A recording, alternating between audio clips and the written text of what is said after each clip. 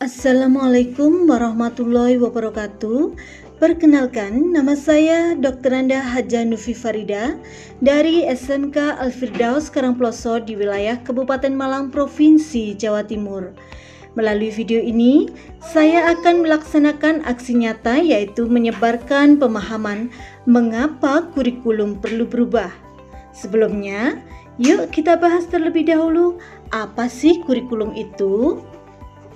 Berdasarkan Undang-Undang Nomor 20 Tahun 2003 tentang Sistem Pendidikan Nasional Pasal 1/19 adalah seperangkat rencana dan pengaturan mengenai tujuan isi dan bahan pelajaran serta cara yang digunakan sebagai pedoman penyelenggaraan kegiatan pembelajaran untuk mencapai tujuan pendidikan tertentu.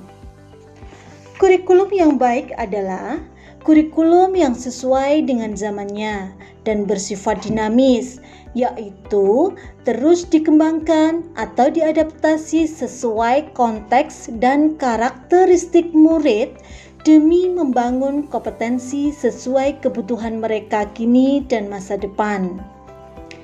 Nah, selanjutnya mari kita bahas tentang fungsi daripada kurikulum tersebut. Sebenarnya, kurikulum adalah alat untuk mencapai pendidikan nasional, dan kurikulum juga merupakan pedoman guru dan siswa agar terlaksana proses belajar mengajar dengan baik dalam rangka mencapai tujuan pendidikan. Lalu, mengapa kurikulum perlu diubah? Nah, ini perlu kita ketahui bahwasannya kurikulum bisa berubah agar relevan dengan perkembangan zaman. Yang kedua, agar dapat memenuhi kebutuhan belajar siswa dan agar dapat menyiapkan generasi cemerlang di masa depan. Nah, pada saat ini perkembangan teknologi berkembang dengan sangat pesat.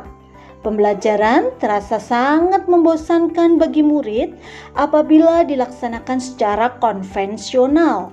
Benar? Nah, oleh karena itu sangatlah diperlukan perubahan kurikulum yang sesuai dengan perkembangan zaman.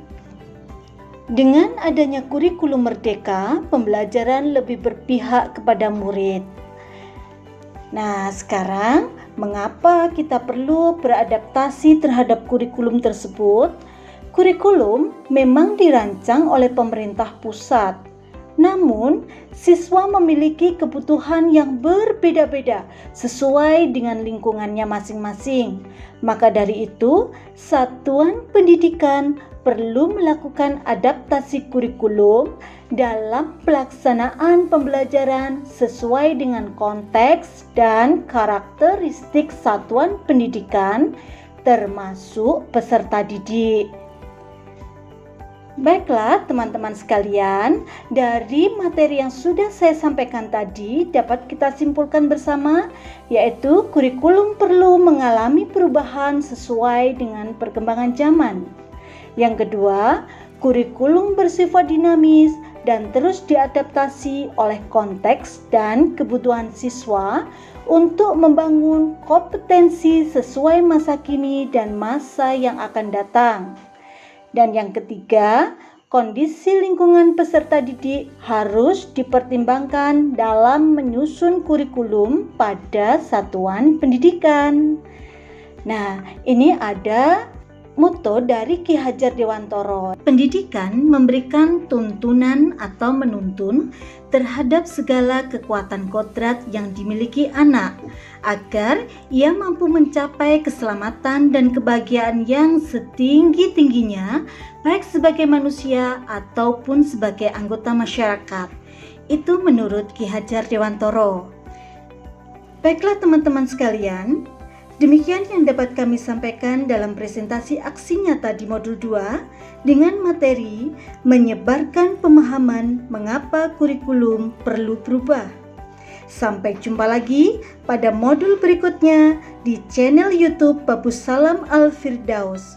Wassalamualaikum warahmatullahi wabarakatuh.